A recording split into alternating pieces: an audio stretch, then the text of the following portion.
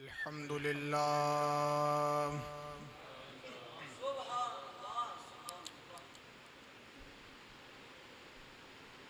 अल्हम्दुलिल्लाह अहमदुकल्लाहुम्मा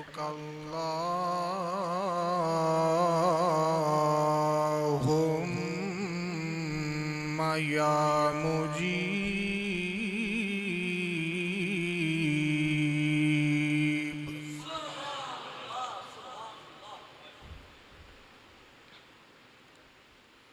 या मुजीब कुल्लि साइलिन वस्सलातु वस्सलामु अला सय्यिदिल अंबिया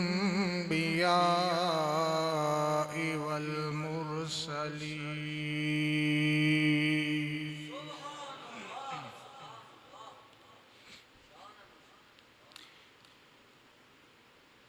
अम्मा बअद फ़अऊज़ु बिल्लाहि मिनश शैतानिर रजीम। बिस्मिल्लाहिर रहमानिर रहीम।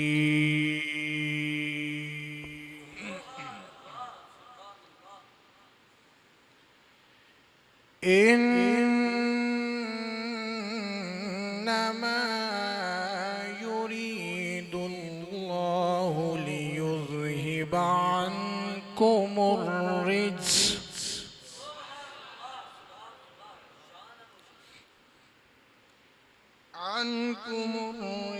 अहलल बैति व युतहिरकुम तत्हीरा।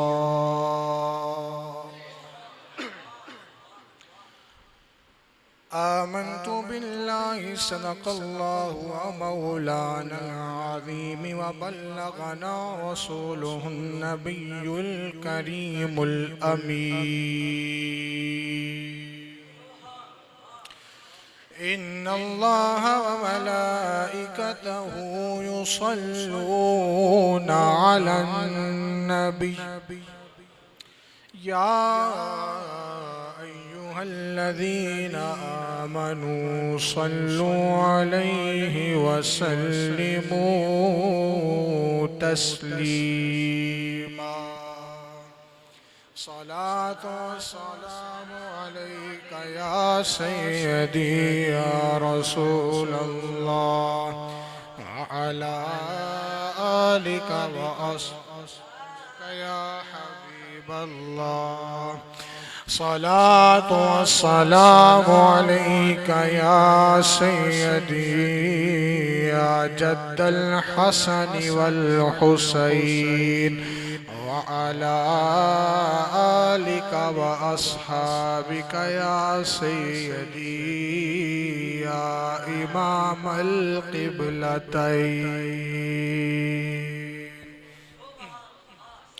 पढ़ लीजिए सल्लल्लाहु अलैका या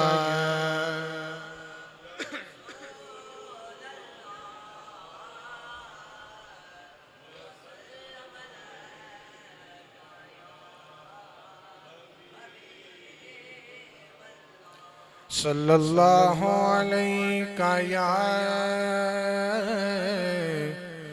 रसूलल्लाह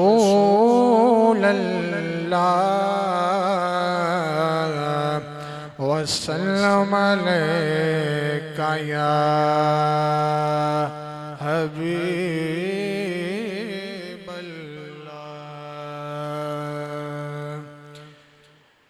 ये दिल भी हुसैनी है, ये जान भी हुसैनी है। मिलके पढ़िए ये दिल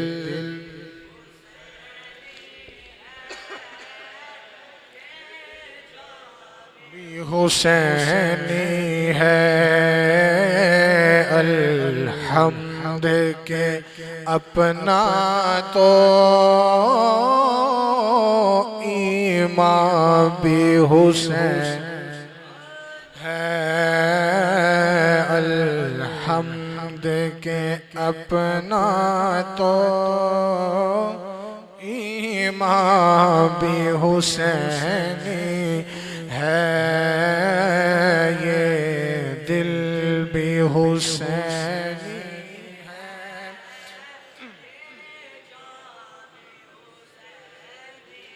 और गिरने नहीं देता है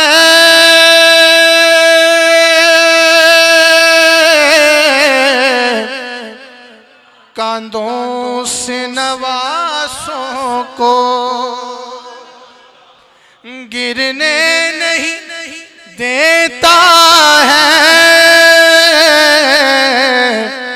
कांधों से नवासों को, कांधों से नवासों को। लगता है कि नबियों का सरदार भी हुसैनी है, लगता है कि नबियों का सरदार भी हुसैनी है। मिलके पढ़िए, ये दिल भी हुसैन, ये जहाँ भी हुसैनी है। अल्हम्द के अपना तो ईमान भी हुसैन। और जिब्रील जुलाते हैं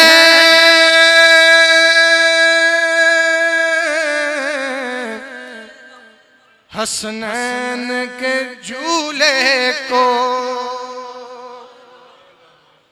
जिब्रील झूलाते हैं हसनैन के झूले को,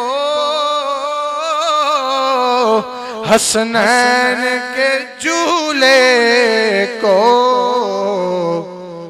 लगता है कि नबियों का दरबार भी हुसैनी है, लगता है कि नबियों का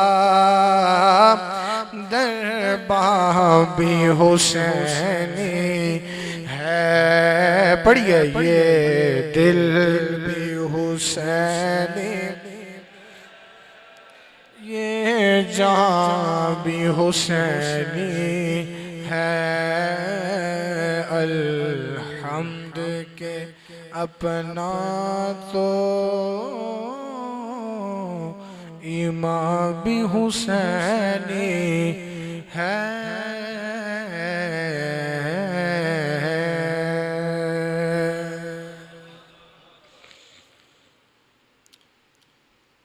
अल्लाह रब्बुल आलमीन जल्ला जलालुहु व अम्मन वालुहु व आज़म शानुहु की हम्दो सना और हुजूर सरवरे कायनात फ़ख्र मौजूदात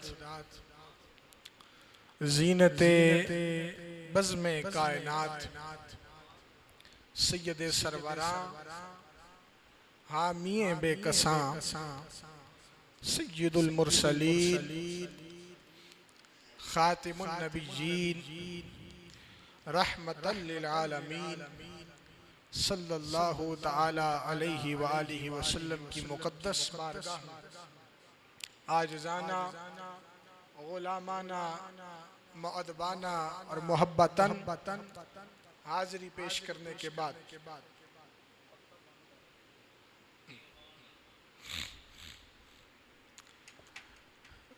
दोस्ताने वो अजीम अय्याम गुजर चुके हैं कि जिनमें खुश नसीबों ने, सआदतमंदों ने और जिनको मेरे करीम का बुलावा आया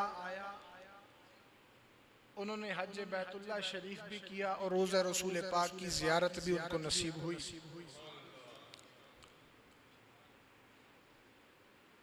और फिर तमाम अहले इस्लाम में जिनको अल्लाह रब्बुल आलमीन ने तौफीक अता फरमाई, निहायती अकीदत व एहतराम और मोहब्बत और इश्क के इजहार में सुन्नत इब्राहीमी को जिंदा किया। वो अयाम गुजर चुके हैं, अब वो अयाम आ रहे हैं कि वो अयाम गुजरे जिनमें सुन्नत इब्राहीमी को जिंदा किया गया। अब वो अयाम आ रहे हैं जिनमें दीन इस्लाम को जिंदा किया। वो अयाम आ रहे हैं। एक ये भी कुर्बानी हुई है कि जो लाजिम अल्लाह रब्बुल आलमीन का हुक्म हुआ, जनाब इब्राहीम खलीलुल्लाह अलैहिस्सलाम ने ख्वाब देखा और अंबिया के ख्वाब सच्चे हैं। ख्वाब देखा, कई रोज तक देखते रहे कि रब की बारगाह में कुर्बानी करो। बहुत सारे जानवर, ऊंट, बकरियां, गाय वगैरह सब कुछ जो भी मुझे सब कुर्बानी करते रहे। बिल आखिर कहा गया कि अपने लख्त जिगर को बारगाह रबूबियत में कुर्बान करो। उसकी तामील हुई और रब ने कबूल फरमाई।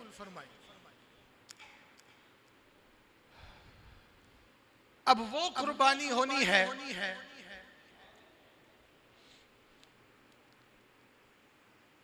जिनको तारीख कभी भुला नहीं सकती। वो कुर्बानी कैसी अजीम कुर्बानी कि कुंभा सारा रसूल पाक का है। और कहा ये हो नहीं सकता कि औलाद रसूल की हो, खून रसूल का हो और बैत किसी फासिक और फाजिर की हो जाए। ये हो नहीं सकता। हम अपने खानदान के खानदान लुटा देंगे, लेकिन कलमे की अज़ को ऐसे ही बचा ले। सारा कुंबा को हा दिया।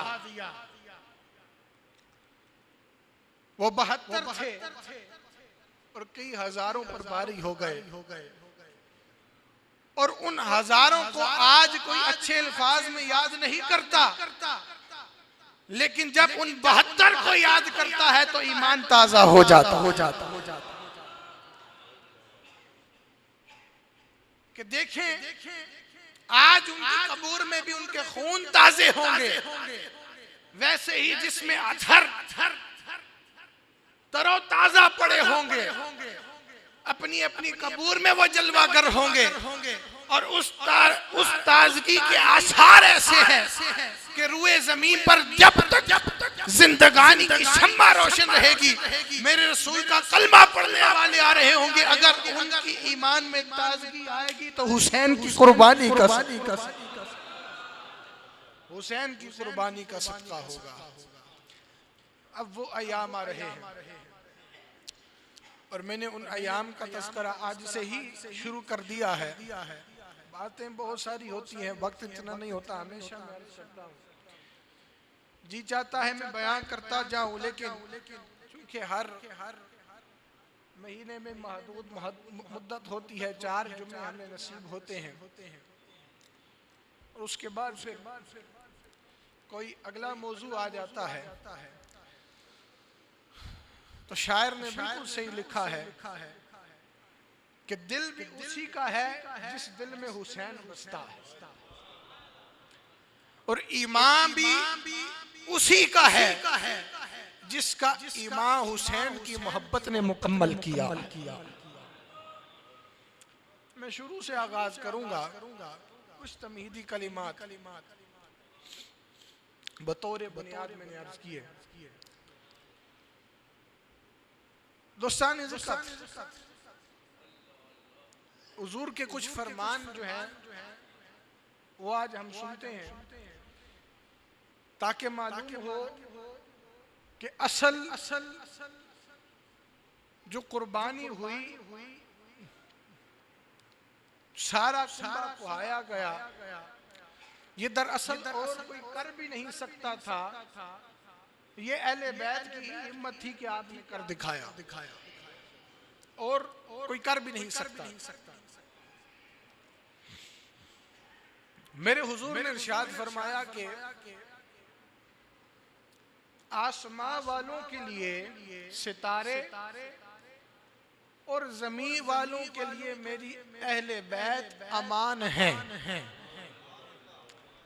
अब मैंने इस जुमले को यूं समझा, अगर इस जुमले को हुसैन की बारगाह तक ले जाया जाए तो जुमला यूं समझ आया कि आज अगर हम सब अमाम में बैठे हैं, सकून में हैं, और हमारे ईमान में वो इस्तकामत मौजूद है और ईमान बाकी भी है, ईमान बाकी है तो आज इस मस्जिद में आप बैठे हैं। ईमान बाकी है तो जिक्र हुसैन अलैहिस्सलाम सुन रहे हैं। ईमान बाकी है तो इस जिक्र पर अपनी मोहब्बत का इजहार कर रहे हैं। तो अगर हमारा ईमान अमाम पर है, महफूज है, उसमें इस्तकामत है, तकवा मौजूद है, ताकत मौजूद है, हिम्मत मौजूद है, तो ये हुसैन की कुर्बानी का सदका। इसलिए हुजूर ने फरमाया जमीन वालों के लिए मेरी अहले बैत अमान है, मेरी अहले बैत अमान है। ये जुमला मैंने यूं समझा कि अगर हुसैन कुर्बानी ना देते, मौला पाक हुसैन रज़ी अल्लाह ताला आप कुर्बानी ना देते तो शायद हम भी यहाँ पर बैठे ना होते। कि दीन को पहुंचाया हुजूर ने है, बचाया मौला हुसैन ने है,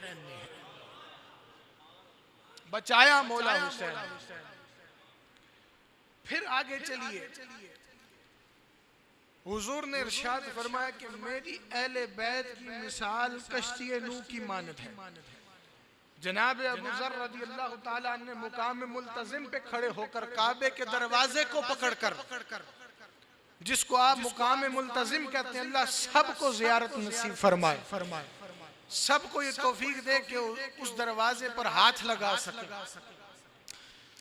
वहां पर खड़े होकर आपने ऐलान फरमाया था कि लोगों सुन लो, मेरे हुजूर ने इरशाद फरमाया है कि मेरी अहले बैत की मिसाल कश्ती नूह की मानिद है। जो सवार हो गया निजात पा गया, और जो सवार ना हुआ वो हलाक हो गया। मिसाल कितनी खूबसूरत है। अब कश्ती नूह क्या थी? नूह अलैहिस्सलाम ने जब तक तबलीग दीन का सिलसिला शुरू किया, लोगों ने बड़ा बुरा बला और बड़ी बातें हुई। रब ने ऐलान फरमा दिया कि नूह, इनको कह दीजिए एक कश्ती बना लीजिए और कह दीजिए कि जो उसमें सवार होगा मेरे साथ आ गया वो बच जाए, जो ना आया वो हलाक हो जाए। ऐसा ही हुआ। जिन्होंने नूह अलैहिस्सलाम पर ईमान लाया और उनके साथ उस कश्ती पर सवार हो गए, ना कि इंसान बल्कि जानवर भी शामिल थे। जानवर की भी कई किस्में मौजूद थी। सवार हो गए, बच गए। जो ना सवार हो, ईमान ना लेकर आए कि नूह ऐसे ही कहते हैं, नूह माज़अल्लाह झूठ कहते हैं, ये है वो है, वो निस्तो नाबूद हो गए, खत्म हो गए, गर्क हो गए। अब हुजूर उस बात से अपनी अहले बैत की मिसाल को जोड़ रहे हैं। हुजूर क्या इरशाद फरमा रहे हैं कि अहले बैत की अजमत को ऐसे पहचानो जैसे कश्ती नूह की अजमत थी। कि अगर अहले बैत को छोड़ दिया, ताल्लुक ना जोड़ा और बुग़्ज़ अनाद रखा, तो फिर वो हाल होगा जो उन लोगों का हुआ था जो नूह अलैहिस्सलाम की कश्ती में सवार नहीं हुए थे, हलाक हो जाए। लेकिन जिन्होंने ताल्लुक भी जोड़ा है, मोहब्बत भी कायम की है और जनाब नूह अलैहिस्सलाम के साथ जो ईमान वाले थे उन ईमान वालों की तरह अहले बैत की कश्ती में सवार हो गए, फिर उनका एक बाल भी बाका नहीं, उनको कोई किसी किस्म का नुकसान नहीं हो, बच भी जाएंगे, निजात भी हासिल करेंगे। निजात से मुराद आखिरत में भी उनका बेड़ा पार होगा। ये दो फरमान हो गए। आइए तीसरे की जानिब चलते हैं। हुजूर ने फरमाया कि मैं, ये खुम्मे गदीर की बात है, हुजूर ने फरमाया मैं तुम्हारे दरमियान दो नफीस और गरां कदर चीजें छोड़े जा रहा हूं। एक है किताबुल्लाह, कुरान मजीद, फुरकान हमीद, जो तुम्हारे लिए सरचश्मा हदायत है, नूर हदायत है। इसको छोड़ दोगे तो जिंदगी भटक जाएगी, किसी और रास्ते और डगर पर चल पड़ोगे।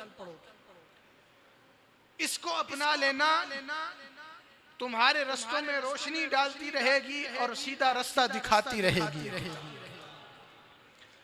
उस रास्ते पर ये किताब तुम्हें चलाएगी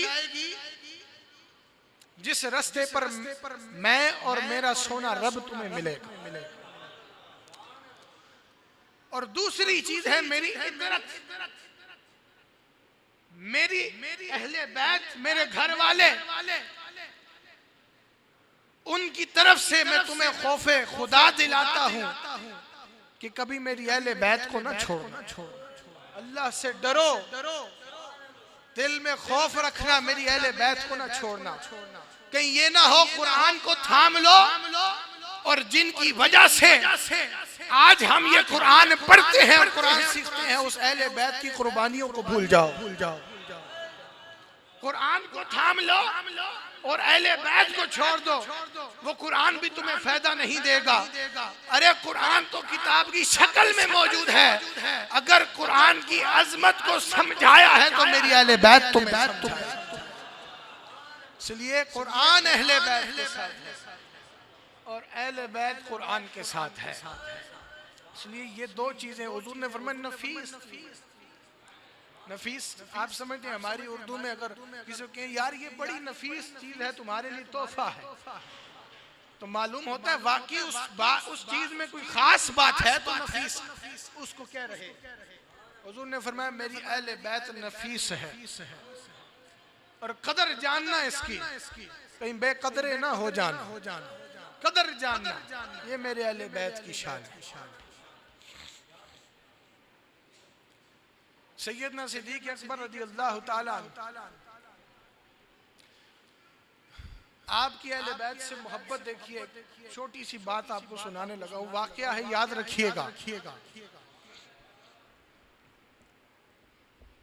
हुजूर की मजलिस सजी हुई है, हुजूर मिंबर पे तशरीफ फरमा, पूरा मस्जिद का सहन भरा हुआ है, बैठने की जगह नहीं। हुजूर की दाईं जानिब जनाब सिद्दीक़ अकबर बैठे हुए, अब पूरा इज्तिमा और पुरनूर चेहरे बैठे हुए कि जिन चेहरों को देखकर ईमान की दौलत हमें नसीब होती है, और वो ईमान की दौलत आज हम तक पहुंची है। वो चेहरे बैठे हुए, सैयदना अली शेर खुदा तशरीफ लाए। कुछ देर हुई आने में, अब पूरा वो अहाता फुल है, बैठने की जगह नहीं है। हजरत अली एक कोने में खड़े हो गए, कोने में खड़े हो गए और मेरे आका आवाज फरमा रहे हैं। आपने अक्सर देखा होगा कुछ शख्सियात ऐसी होती हैं जिनकी अहमियत कुछ और होती है, वो कदर वाले जानते हैं कदर और मंजिलत अहले बैत। एक छोटी सी मिसाल देता हूँ, आपने अपने मुर्शिद की बारगाह में भी देखा होगा कि अक्सर महफिल सजी होती है, कोई बहुत खास शख्सियत आती है, हालांकि वो पीछे होती है, पीछे बैठने वाली होती है या पीछे खड़े हो जाते हैं। हुजूर इशारा फरमा के कहते हैं आप आगे आ जाओ, आप पीछे ना बैठे, आप हमारे करीब बैठे। अक्सर आपने देखा है औलिया की बारगाह में भी ये सिलसिला चलता रहता है। कुछ ऐसा ही हुआ, हुजूर वाज फरमा रहे हैं, सारा वो हॉल जो है फुल है। हजरत अली खड़े हो गए आकर कोने पर। अब आपने फरमाया ये बेदबी होगी कि मैं आगे जाऊं, कंधों से टाप कर जाऊं, कंधों से गुजर के जाऊं। ये बात भी ज़हन में रखिए, जब आप मस्जिद में आते हैं, किसी भी मस्जिद में जाएं तो कोशिश किया कर अगली सफ़े खाली हो, आगे आकर बैठा कर। पीछे बैठ जाते हैं, अगली सफ़े खाली होती हैं, फिर पीछे आने वाला जब अगली जगह खाली देखता है कंधों से फलांग कर आता है। इसको हुजूर ने बुरा महसूस फरमाया, हुजूर ने इससे मना फरमाया। मैं अक्सर अर्ज कर चुका, इसलिए ना पीछे वाले गुनाहगार हो ना आगे वाले, अगली जगह पुर किया कर। ये हुजूर के फरमान से साबित है और हुजूर के सहाबा की सुन्नत है। अब हजरत अली पीछे खड़े हैं, आपने फरमाया ये बेदबी होगी कि मैं अब फलांग के आगे जाऊं। पीछे खड़े हैं, हाथ बांधकर हुजूर का चेहरा देख रहे हैं और हुजूर वाज फरमा रहे हैं। और वाज फरमाते फरमाते हुजूर के दिल में ख्याल आ रहा है कि कौन हो जो अली को बैठने की जगह दे। लेकिन हुजूर ने जुबान से इरशाद नहीं फरमाया, हुजूर ने दिल में ख्याल किया। अब आपकी बार बार नजर घूम के जनाब अली पे पड़ रही है और दिल में बात आ रही है कोई अली को जगह दे, लेकिन वाज हो रहा है, हुजूर बोल नहीं रहे। इतने में जनाब सिद्दीक अकबर खड़े होते हैं और कहते हैं, ए अबुल हसन, आप यहाँ पर आए, मेरी जगह पर तशरीफ फरमा हो जा। हुजूर ने नहीं फरमाया। जनाब सिद्दीक अकबर की अली से मोहब्बत है। आज तरह तरह की बातें होती हैं, इनको जुदा करने की कोशिश की जाती है। अरे ये जुदा नहीं है, ये जब जुड़ते हैं तो ईमान मुकम्मल होता है। अब सिद्दीक अकबर खड़े हुए, ए अबुल हसन, ए हसन के बाप, इधर तशरीफ ले आइए। आप आगे आए। अब हुजूर बैठे हैं, अली बैठे हैं, फिर सिद्दीक अकबर साथ जुड़ के बैठ गए। हुजूर मुस्कुराए, मेरे आका खुशी से, खुशियां मुसर्रत में मुस्कुराए और फरमाया वाज के दौरान, ए अबू बकर, अहले फजीलत की फजीलत को फजीलत वाला ही जानता है। ये मेरे हुजूर ने इरशाद फरमाया, अहले फजीलत की फजीलत को फजीलत वाला ही जानता है। हुजूर ने साबित कर दिया कि अबू बकर भी फजीलत वाला है और अली भी फजीलत वाला। हुजूर के फरमान ने साबित कर दिया कि अबू बकर भी फजीलत वाला है, अली भी फजीलत वाला है। वक्त खत्म हो चुका है। इसी मौजू को इंशाअल्लाह, मुहर्रम शरीफ का महीना करीब आ रहा है, उस महीने तक इंशाअल्लाह लेकर जाएंगे। जिंदगी ने साथ दिया, इंशाअल्लाह गुफ्तगू ये जारी रहेगी। जितनी बातें अर्ज की, अल्लाह इन बातों के सदके हमारे ईमान में ताज़गी पैदा फरमाए और हमारे ईमान में इस्तिकामत पैदा फरमाए। सुन्नतें पढ़ लीजिए। व आखिर दावाना।